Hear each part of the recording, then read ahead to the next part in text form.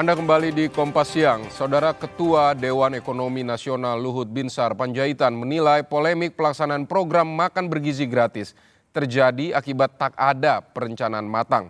Namun Luhut optimistis pelaksanaan MBG akan lebih baik ke depan.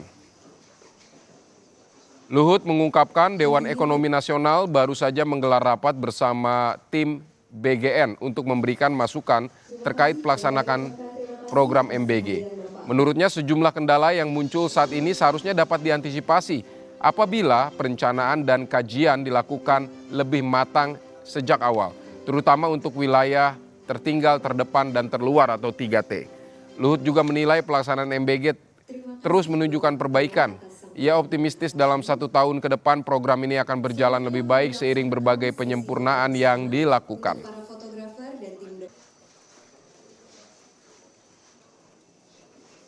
Jadi kita habis waktu bertengkar sesama kita yang sebenarnya tidak perlu terjadi kalau dari awal perencanaannya, studinya dilakukan dengan proper. Jadi masalah kita adalah ide-ide besar Presiden tidak kita siapkan perencanaannya yang matang. Itu salah kita semua lah.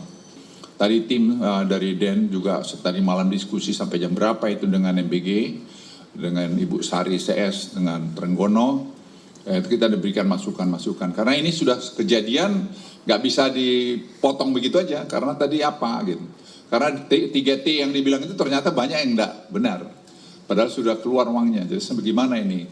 Ya kalau mau diributin kan repot. Jadi kita harus selalu berpikir cari solusi yang terbaik. Sementara itu, Saudara, Kejaksaan Agung memastikan ribuan motor listrik milik Badan Gizi Nasional atau BGN yang telah disegel dalam penyidikan dugaan korupsi program makan bergizi gratis tetap dapat didistribusikan. Meski berstatus disegel, motor listrik tersebut tidak disita dan tetap dapat dimanfaatkan untuk mendukung operasional program BGN.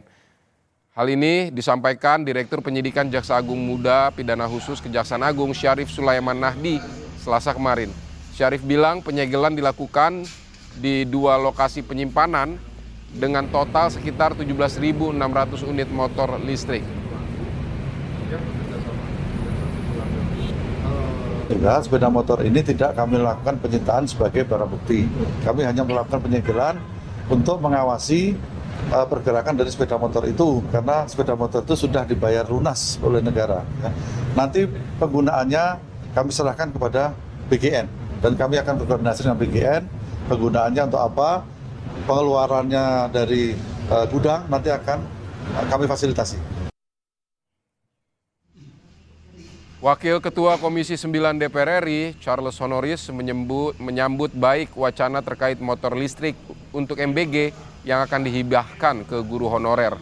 Namun Charles meminta proses hukum di Kejaksaan Agung terkait BGN diselesaikan lebih dulu sebelum motor listrik yang terbengkalai dihibahkan agar tidak ada permasalahan di kemudian hari.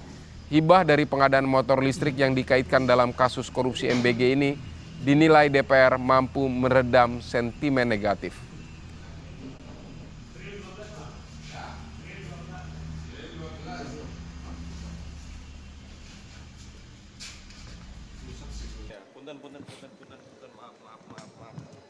Ya, gimana? Ya, tentunya proses hukumnya harus selesai dulu ya. Karena sepengetahuan saya saat ini motor listrik yang ada atau yang pernah diadakan oleh BGN yang bermasalah itu ya masih menjadi barang bukti di Kejaksaan Agung ya. Saya berharap kalau kasusnya sudah selesai tentu harus bisa dimanfaatkan untuk sesuatu yang positif. Memberikan kepada guru-guru honorer ya mungkin sebagai salah satu opsi yang baik ya, karena memang kita ketahui teman-teman guru hari ini tidak mendapatkan pendapatan atau penghasilan sesuai dengan yang seharusnya, termasuk khususnya guru-guru honorer.